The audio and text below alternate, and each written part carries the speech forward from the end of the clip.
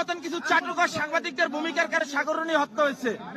এই দেশের সেনাবাহিনী যখন পিলখানার হত্যাকাণ্ড হয়, পিলখানার হত্যাকাণ্ডের সর্বপ্রথম মিসগাইড সেনাবাহিনীকে আপনি করছেন। আপনার মিডিয়ার মাধ্যমে আপনারা যখন ভুল তথ্য দিচ্ছেন, আপনাদের মাধ্যমে সর্বপ্রথম সেনাবাহিনী মিসগাইড হয়েছে।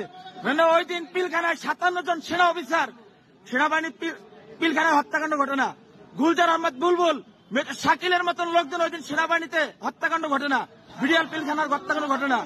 এই হত্যাকাণ্ড যখন হয়, সর্বপ্রথম মিডিয়ার মধ্যে সর্বপ্রথম আপনি মিসগাইড করছেন।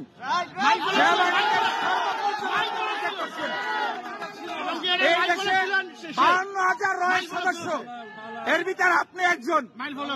এই দেশকে আপনারা ভারতের অঙ্গরাজ্য বানাবার জন্য যা করাবার তাই করছেন, ঠিক আছে? আপনি এখনো কেন আপনার হাতে এখনো ছাত্র হত্যার রক্ত এখন আপনার হাতে লেগে আছে? আপনাদের মতন চাটুকার, আপনাদের মতন কিছু কুলাঙ্গার সাংবাদিক পেশাটা হচ্ছে সবচেয়ে মহৎ পেশা। সত্যের উন্মোচন তারাই করে, কিন্তু আপনারা সত্যটারে মিথ্যা বানাইয়া এই দেশটাকে একটা কিসিম ভুটানের মতন আপনারা অন্ধকার জগতে বানাই ফেলাইছেন ভারতের অঙ্গরাজ্য বানাবার জন্য। আপনি এদেশের একজন নাগরিক হয়ে আপনি এদেশের ক্ষতি কিভাবে করেন বলেন তো? আপনি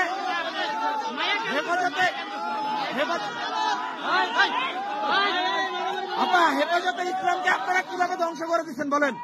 হেফাজতে ইসলাম নিয়ে আপনি মামুনুল হক সাবুদ্দিন নিয়ে আপনি জোনায়েদ আপনি জোনায়েদ বাবুনগরে নিয়ে আপনি এদেরকে নিয়ে কি মন্তব্য করছেন বলেন? এই দেশে হেফাজতে ইসলাম নিয়ে আপনার মন্তব্যগুলো কি? আমরা আপনার সমস্ত কিছু দেখছেন।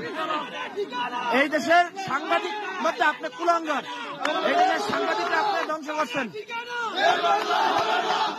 লোকদেরকে সরাই যায়, আমাদের লোক আছে।